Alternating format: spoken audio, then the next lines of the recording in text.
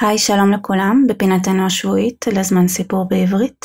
אני אדבר על תרבות הנאורות, כי השבוע בעצם למדתי עד כמה המצב חמור.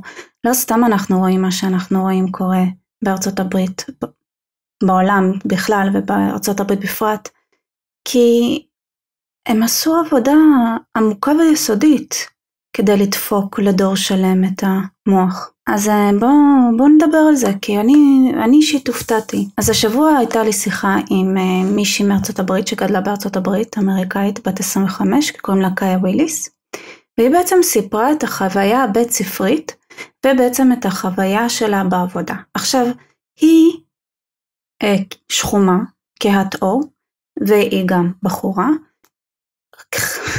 כחלק מהתרבות וורק גם הצליחו איכשהו לשכנע אותה לתקופה שהיא לא בחורה בעצם, אלא חסרת מגדר, או לא בטוחה איך קוראים לזה, לא זה ולא זה, לא בחור ולא בחורה, משהו באמצע. אחרי כמה זמן, אתם יודעים, היא הגיעה לגיל 18-19, עברה את גיל ההתבגרות, הבינה איך היא אמורה לעשות את צרכיה, אם בעמידה, אם בישיבה. אתם מבינים, גם הכלבים, כאילו הכלבה שלי, זיכרונה לברכה, עד שלא עברה את גיל ההתבגרות, גם לא ידעה אם היא אמורה להרים רגל או להתכופף. נורמלי לגמרי. ברגע שעברה את גיל ההתבגרות, גילתה שהיא בעצם בחורה, הבינה. מה שכן, הבחורה חכמה, זה אפשר לזיין לה את המוח לטווח ארוך, כי היא הצליחה לתקן אותו חזרה, אבל איך לוקחים מישהי שהיא באמת למדה ב-MIT, סתם כדי להעיד שבעצם יש כאן חומר איכותי פה לעבוד איתו, ובבית ספר במדינה שהיא יחסית שמרנית, אם אני לא טועה, בטקסס, בבית ספר נוצרי, איך הצליחו במקום כל כך שמרן, בבית ספר נוצרי בארצות הברית, לקחת מישהי שהיא בעצם בחורה חכמה ומצליחה, ולשכנע אותה שהיא לא בחור, לא צריך לשכנע שם שום דבר, זה אפשר קל לראות, אבל גם שהיא לא בחורה, עכשיו שם התרשמתי. וכשהיא מתחילה לספר מה בעצם, איך מלמדים, איך מספרים, איך מדברים, קשה להאשים את הדור הזה. זה חינוך שהוא, כשאבא שלי הקשיב לשיחה, הוא אמר, זה מאוד דומה לאיך שהיה בתקופתו של סטלין. גם השכנוע הזה שההורים שלכם למעשה נגדכם. אז אם נגיד היה וקרה מקרה והתלמיד היה מעלה ספקות, כי ההורים שלו אמרו לו בבית שוואלה לא נשמע להם הגיוני שבכיתה עושים פעילויות שבהם מחלקים אתכם לפי מגדר, כן, אני לא צוחקת, מגדר, לא מגדר אלא גזע, לפי צבע עור.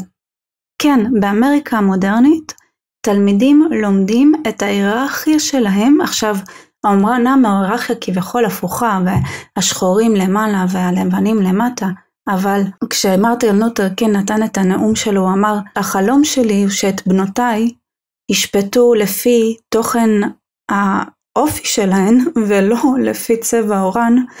הדבר הזה נשכח לחלוטין עם התרבות הנאורות המזעזעת, וכן, יש להם שם פעילויות, מחלקים אותם לפי מגדר, לפי גזע. אמרו לה שבגלל שיש לה תכונות מנהיגותיות, אז למעשה יכול להיות שהיא בכלל לא בחורה. כאילו, כי אני התחלתי וצחקתי, אמרתי, איך אני מדמיינת את זה? אני אומרת, אני גרועה בלעשות מולטיטאסקינג, אז אני מדמיינת שככה אני אבוא לאדם נאור, אספר לו את הקושי שלי, ואז הוא יגיד לי, תקשיבי, בחורות אמורות להיות טובות במולטיטאסקינג, אז אם את גרועה בזה, כלומר, את לא בחורה. צחקתי כשאמרתי את זה, אבל מסתבר שבאמת ככה, פחות או יותר זה עובד. מפה לשם, מבתי ספר אמריקאים מודרניים, מלמדים למעשה תיאוריות מגדר ותיאוריית הגזע. רק אמנם הפכו את הטבלה, הפכו את הפירמידה, שינו את אמות המוסר, ככה שהעליונות הגזע היא למעשה עכשיו תורם של השחורים שהיו עבדים, וכדי להפוך את העולם לטוב יותר והוגן יותר, הדבר הנכון לעשות זה לא לשפוט אנשים אחרים לפי תוכנם והאופי שלהם, אלא לפי צבע עורם, ככה שאם הם לבנים, צריך להעניש אותם, כי הם לא עברו את העבדות האמריקאית. זה שיכול להיות שהם סלאבים, נגיד, וסלאבים גם היו צאצאי עבדים, והיטלר אשכרה מיתג את כל הסלאבים בתור העבדים שצפויים להיות לאומה הארית, אתם יודעים, עובדות זה לא דבר חשוב, כי עובדות זה חלק ממערכת הפטריארכה הגזעית הלבנה. עכשיו, באים החבר של ההסברה שלנו, מדברים עם אנשים, נותנים מהם עובדות, מציגים תנאים בשטח. מה זה משנה? מה הם לא קולטים?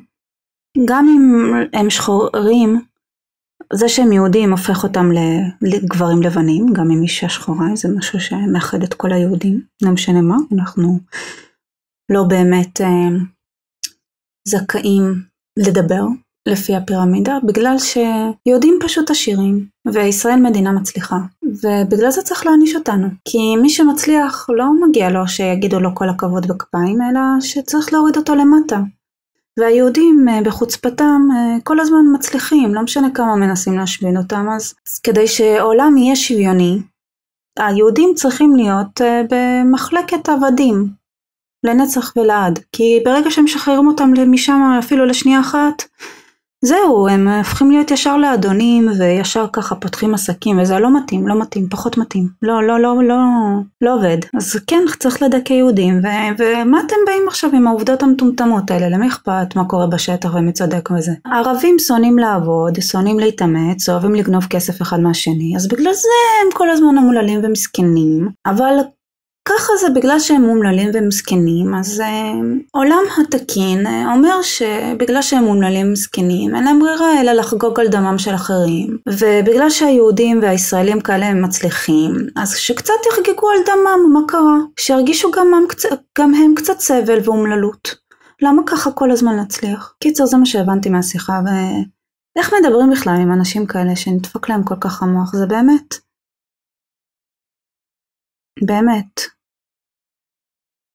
ההרס של דור. בכל מקרה, הסברתי בעריכות בסרטונים אחרים שלי בעצם מה זה אומר חברת פירמידה. עכשיו לפי צבע עור ככה גם חלים עליכם חוקים, אז אם אני נגיד שחורה וגנבתי, אז אם גנבתי מבן אדם לבן זה בסדר, ואם גנבתי מבן אדם שחור זה לא בסדר. זה מה שנקרא מערכות חוק מקבילות, כי זה תלוי במי אתה. זה המצב שארצות הברית נמצאת בו היום. בכיתות בתיכון, ביסודי, אני לא יודעת, מלמדים אותם, אומרים ממש, עושים סיבוב, סבב, וכל אחד אמור לתאר, בגלל שאני אישה, אז אני סובלת, כי להיות אישה זה חיסרון, ככה מלכתחילה. עכשיו, אם לא היו אומרים לי, אני אגיד לכם את האמת, לא הייתי יודעת שזה כזה נורא להיות אישה, באמת לא חושבת שהייתי שמה לב אפילו. דווקא סבבה לי בחיים, אז מה שאני בחורה? כאילו לא מפריע לי, באמת שלא. אבל בסדר, מסתבר שבגלל שאני בחורה, אז החיים שלי פח. מזל שאני בהירת אור יחסית, אמנם עם תווי פנים יהודים, אבל אתם יודעים, זה כל העניין הזה של יהדות מאוד מאוד מבלבל את הפירמידה הזאת. וככה כל אחד עובר ואומר במה יש לו מזל, וגם כמובן אני מרגישה בנוח עם הגוף שלי, כלומר יש לי יתרון משמעותי. אגב, יש להם גם פעילות שהם עומדים בשורה, ומקריאים להם רשימה של פריבילגיות. ואומרים, קחו צעד קדימה אם יש לכם את הפריבילגיה הזאת. למשל, יש בחנות ממוצעת, יש בגדים במידה שלי, צעד קדימה. הבית שלי לא מתקשה כלכלית, צעד קדימה, כל מיני שטויות. עכשיו, אני שאלתי, אוקיי, סבבה, מה מבחינתי, נגיד, יש לי פרופורציות גוף מוזרות, ובגלל זה לא שאני שמנה או שום דבר, וזה לא שאני לא מושכת, אלא אני לא מתאימה, אתם יודעים, לפס ייצור הסטנדרטי של H&M. אז אני כאילו אומללה ומסכנה וצריכה שכל העולם ידע שיש לי פרופורציות מוזרות, כי אף אחד לא ישים לב אליהם, כן. רגע, למה בעצם נשארת מאחור כשקראו את הפריבילגיה הזאת? אני אגיד, יש לי תחת גדול, אני נכנס למכנסיים. למה אני צריכה שכל העולם ידע? באמת, עכשיו כל העולם יודע, אבל כאילו באמת שקשה להסתיר את זה. אני רוצה להגיד עכשיו תודה לקים קרדשיאן ולקרדשיאנס באופן כללי, שהכניסו את העניין הזה לאופנה, ובאמת סגרו לי פינה ומעגל, כשבצעירותי תחת היה משהו שהוא נודע לשמצה, וכיום אפשר לחיות איתו בסבבה. טוב, האמת שזה באמת גיבובים חסרי משמעות, פשוט רציתי להגיד, שנדפק להם המוח לחלוטין, ושהם ממש עושים משטרה אחד לשני, ושאם מישהו לבן נותן למישהו שחור הערה כלשהי, נגיד על השיער שלו, שזה תחום אסור, אז יבואו אנשים אחרים ובעצם ילשינו עליו, ממש רוסיה סובייטית, ממש רוסיה קומוניסטית. אומרים לילדים לא להקשיב להיגיון של הוריהם, כי מה ההורים שלהם יודעים. ממש אחד לאחד תרבות הקומוניזם פלוס הוספה של בלבול מוגדר. מדהים, מקסים. כל הכבוד. ולכן המצב בארצות הברית, אני לא יודעת איך הוא באירופה, אבל בארצות הברית מי שעבר את המערכת הזאת, מצב קשה, יהיה קשה למצוא איתם שיחה, כי צריך להבין את המיינדסט הזה שבו אדם לא נשפט לפי תוכנו אלא לפי צבע עורו. זה מיינדסט שונה לחלוטין ממה שלימדו אותנו שהוא טוב ובריא. עכשיו במערכת הערכים שמלמדים אותם כעת, זה הערך העליון. כלומר, כשאתה רואה שמישהו מולך לבן, גבר לבן, ומתייחסים אליו חרה, מגיע לו. וזה בעצם צדק פואטי. ואם מתייחסים עליו טוב, אז מי שמתייחסת עליו טוב, או מתייחס, הם רעים. כי לבחור הלבן הזה שחייו יפים, מגיע לו שיסבול. זה המצב שאנחנו נמצאים בו. תודה רבה שהקשבתם, ורק רציתי בשורה התחתונה להסביר, שאת המוח של הצעירים בארצות הברית דפקו, בצורה שיהיה מאוד מאוד קשה למצוא איתם שפה משותפת. למעשה, דנאציפיקציה. זה מה שהם צריכים לעבור אחרי חרא הזה. טוב, תעשו לי, אהבתי לסרטון, תרשמו, שתפו עם חבריכם. אם אתם רוצים לתמוך מכלכלית זה גם מאוד מאוד עוזר. יש לי לינק למטה לאתר שקוראים לו ביי מי קופי. אז תודה רבה שהייתם פה. להתראות, נתראה שבוע הבא.